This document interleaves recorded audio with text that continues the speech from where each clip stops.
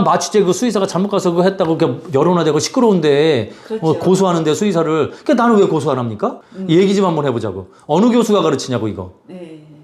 논문 가져오라고. 근데 논문 아무도 안 가져와. 근거가 있어야 될 거 아닙니까? 그렇죠. 이론적, 학술적, 학문적 근거가 있어야 될 거 아니에요. 제 말이 틀렸습니까, 어머니? 맞아요. 그러니까 내놓으라고 하니까 어느 보호자분이 내놓으라고 이제 우리 병원에서 고쳐간 다음에 내놓으라고 하니까 합의를 해드리겠습니다. 사죄를 하면은 사죄를 하겠습니다라고 하고 있답니다. 이게 말입니까? 방구입니까? 디스크라고 겁줄 때는 언제고? 이게 며칠 만에 이렇게 된 거예요? 다리 못 쓴 게?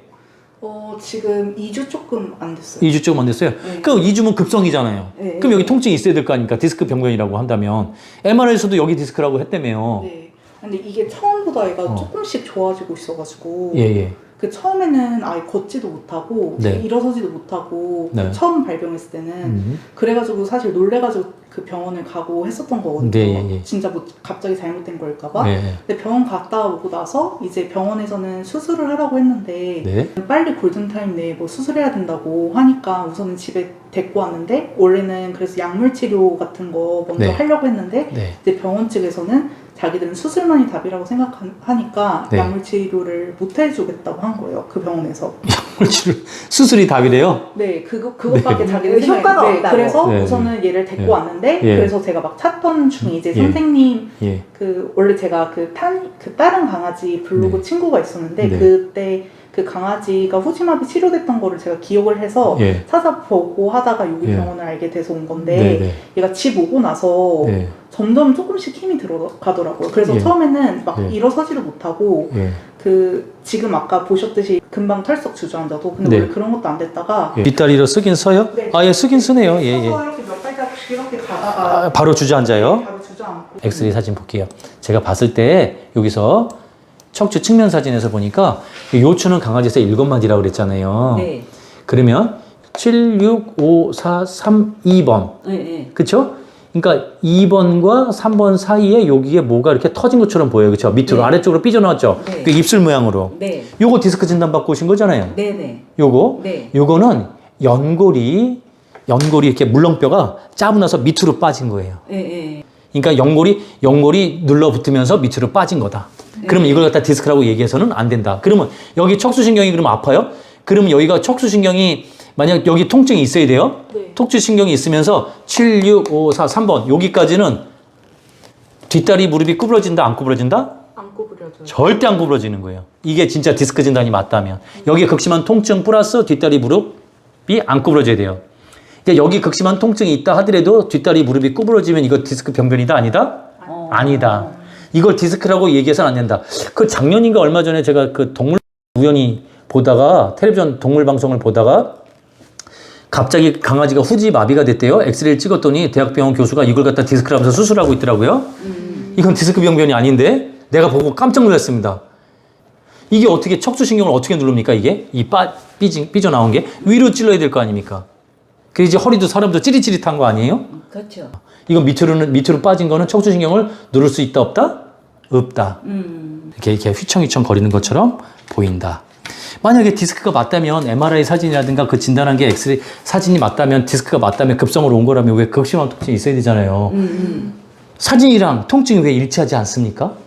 오진 사진인 거예요, 그러니까. 네. 그리고 뒷다리 무릎이 이렇게 쉽게 구부러지잖아요. 네네. 이렇게 쉽게 구부러지는 건 UMN이 아니라는 거죠. 그러니까 척추신경 손상 받은 게 아니라는 거죠. 이해되셨죠? 반대쪽 다리도 볼게요. 쉽게 구부러져 이렇게. 네네. 쉽게 구부러지죠. 네. 구부러지는 건 척추신경 손상이 아니다. 뇌라든가 척추신경 병변이 아닌 거예요. 자, 그러니까 이거 디스크 아닌 거예요. 네네. 야, 이거 눌러봐도 통증 없었잖아요. 네. 무릎 구부러지잖아요. 이런 거 디스크라고 이제 제발 속지 마세요. 이거 디스크 아닙니다. 네네. 디스크 이게 이 디스크가 추간판이 위 척추신경을 눌렀으면 여기 통증이 있어야 되잖아요. 네. 이런 거에 속지 마세요, 제발. 네. 이건 그냥 유착된 거예요. 붙어버린 거예요. 눌러붙은 거예요. 사는데 지장이 없어요. 이 뼈와 이 뼈가 2번, 3번 요추가 붙어버린 것 뿐입니다. 사는데 지장이 없다. 얘 지금 적정 온도가 혹시 어떻게 될까요? 강아지 왜냐면 얘가 집에서 그냥 헥헥헥헥 하는 게 좀 더워서 그런가 아니면 아주 중요한 질문 했어요. 난 이런 질문 매우 좋아해요. 그래서 얘를 선풍기 바람을 좀 쐬주는 게 맞나 아니면 지금 적정 온도인가? 절대 하면 안 되는 거예요. 강아지 정상 체온은 38.5도예요. 네. 얘는 아무리 헉헉헉 대도 거릴 때 체온을 재봐도 38.5도 안에 있을 거예요.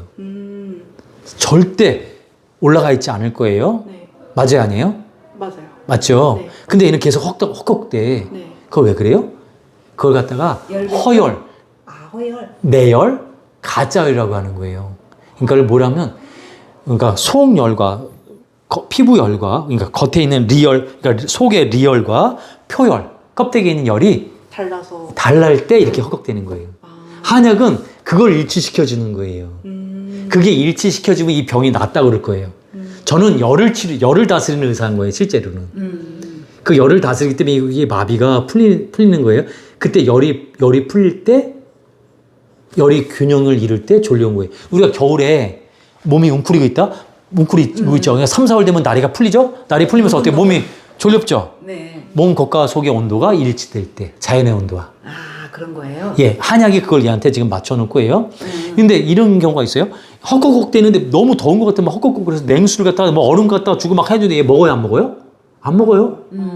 안 먹죠? 어쩌다 한 모금, 한 모금 먹을까? 한 그릇 다 먹었으면 좋겠는데 안 먹어. 왜 그래? 이 열은 겉의 열이기 때문에.